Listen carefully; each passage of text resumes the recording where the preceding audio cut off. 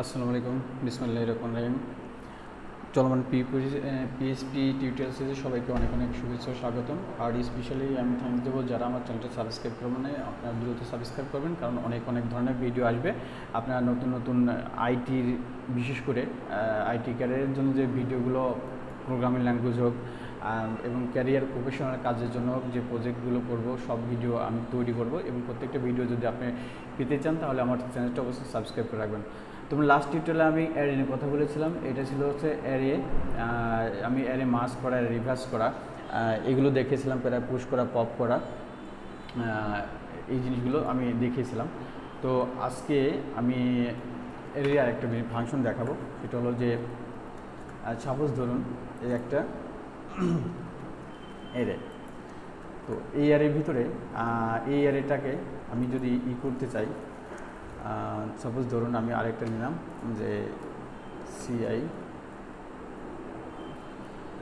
All city, বা আবার result নিলাম, আর এসিউএলটি রেজাল্ট দিলাম।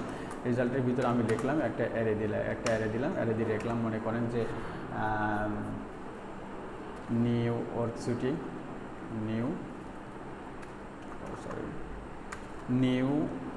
ইয়র্ক সিটি, আচ্ছা নিউ ইয়র্ক সিটি। তারপরে দিলাম মনে করেন যে সিঙ্গাপুর সিটি, তারপর সাপোজ দিলাম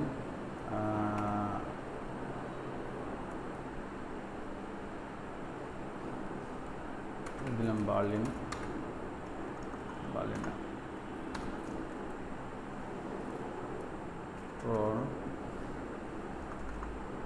কি আমার সিটির নামই মনে আসছে না, এত সিটি বল। London city, okay fine. Suppose এই কটা সিটি দিলাম আমি। তো এখন আমার রেজাল্টের ভিতরে কি আছে, লন্ডন আছে, মানে রেজাল্টের ভিতরে আছে new York, Singapore city, London. তো লন্ডন সব উল্টো পাল্টা হয়ে যাচ্ছে, লন্ডন। এখন ব্যাপার হলো যে এইটাকে যদি আমি প্রিন্ট করতে, তাহলে আমার তো এইটা দেখাবে, সিটি 1 দেখাবে, তাই না? তো এখন যদি আমরা এটাকে প্রিন্ট করি, তো দেখা যাচ্ছে কি new York, Singapore city, London, এইগুলো দেখাচ্ছে। তো এখন যদি আমি মনে করি এইটার সাথে আমরা কিন্তু অ্যারে মাস দেখাচ্ছিলাম, যে অ্যারে মাস মানে হলো দুইটা অ্যারে কী করে অ্যাড করে রাখে, ঠিক আছে?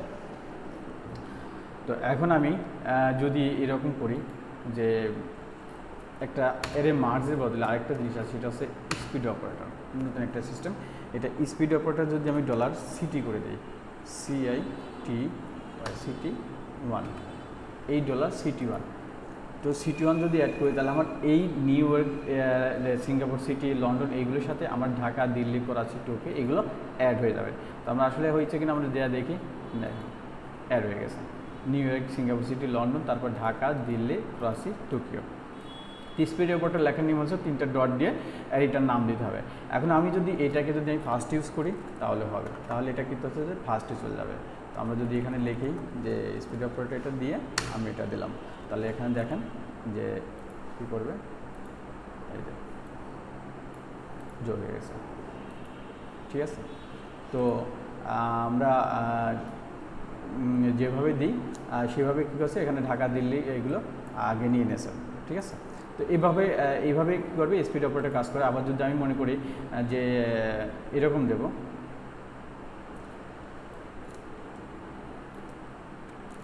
এটা লিখলাম, লেখার পরে আমি এই যা দিলাম স্পিড অপারেটর দিয়ে এই যা রাখলাম, তো লন্ডন তো লাস্টে আছে, তাই না?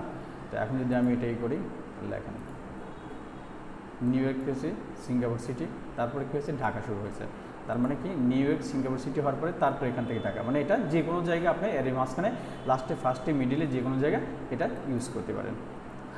আচ্ছা, এটা গেলে স্পিড অপারেটর। আরেকটা ব্যাপার হলো যে আপনি দুইটা মনে করেন অ্যারে আছে, তো এই একটা অ্যারে, আমার এই একটা অ্যারে, দুইটা অ্যারে। তো আপনি চাইলে পরে দুইটা অ্যারেকে আপনি স্পিড অপারেটরে করতে পারেন। তো রেজাল্ট আমি যদি লিখি, রেজাল্ট লিখে পরে আমি দিলাম হলো $সিটি, আবার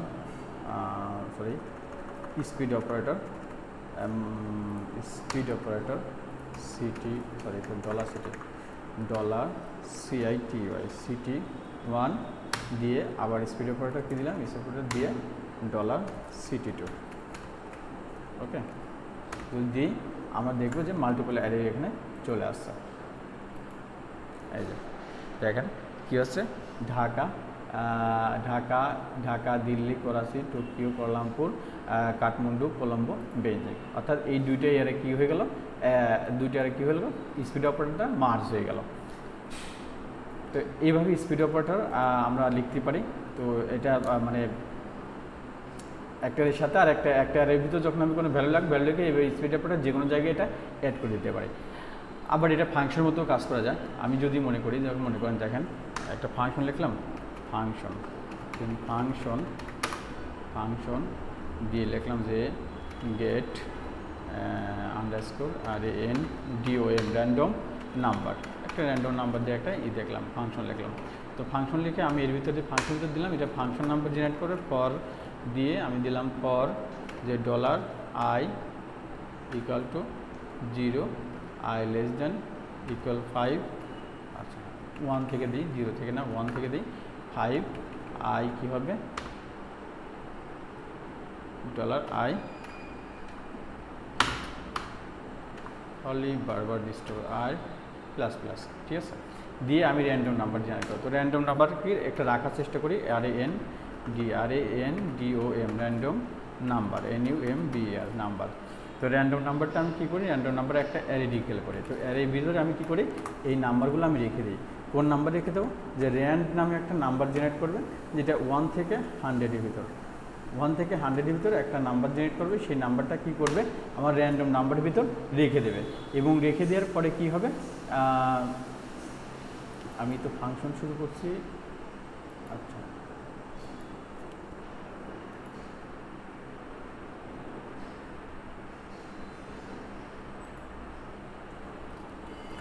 আমি প্রথমে একটা ভুল করেছি, মেবি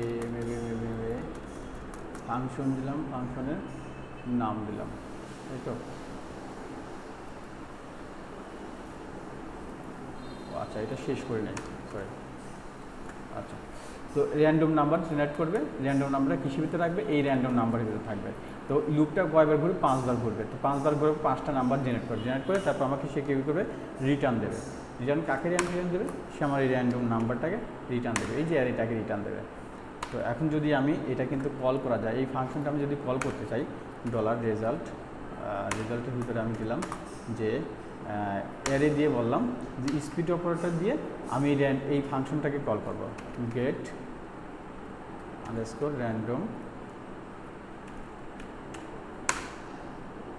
আশা করি এটাই তো হয়েছে, হ্যাঁ এটাই র্যান্ডম নাম্বারটা আমি কল করলাম।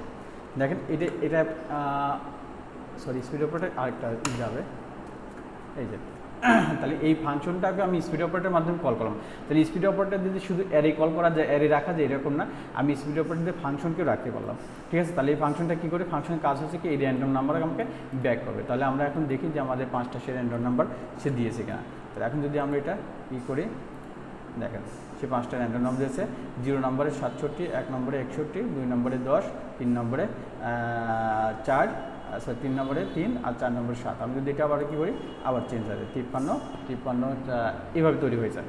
তার মানে আমি স্পিড অপারেটর দিয়ে ফাংশনকেও এভাবে কল দিতে পারি, অ্যারের ভিতরে এভাবে নিয়ে আসতে পারি একটা ফাংশন, ঠিক আছে। শুধু অ্যারে নিয়ে আসা যাবে স্পিড অপারেটর তা না, ফাংশনে অ্যারের ভিতরে নিয়ে আসা যাবে এইভাবে। তো এটাই হলো স্পিড অপারেটর। এখানে আমরা কী করছিলাম যে একটা অ্যারে ভ্যালুর সাথে আমি স্পিড অপারেটর অ্যাড করছিলাম। এখানে 2টা অ্যারেকে আমি স্পিড অপারেটর দ্বারা অ্যাড করেছিলাম, এখানে একটা ফাংশনকে অ্যারের ভিতরে আমি স্পিড অপারেটর দ্বারা অ্যাড করলাম।